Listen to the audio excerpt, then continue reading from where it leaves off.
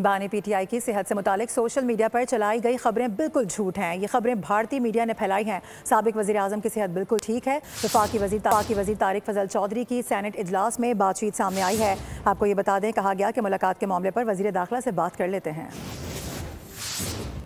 जो सोशल कल इमरान खान साहब की सेहत और उसके हवाले से कुछ और चीज़ें भी जो है वो फैलाई जा रही थी और कि उनकी हालत को खुदा न खास्ता सेहत के हवाले से तशवीशनाक है या इससे ज़्यादा कोई ख़राब सूरत हाल है। ये बुनियादी तौर पे जो चीज़ उठाई गई है सोशल मीडिया पे, ये बिल्कुल एक गलत और झूठ पे मबनी खबर है। और उसके साथ साथ उनकी सेहत के हवाले से और उनकी ज़िंदगी के हवाले से सोशल मीडिया पे जितनी खबरें फैलाई गई हैं, ये इंडियन मीडिया ने उठाई हैं।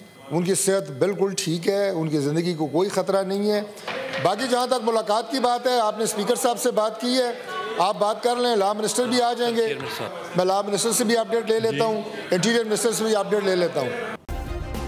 सब्सक्राइब करें और बेल दबाएं ताकि कोई खबर रह न जाए।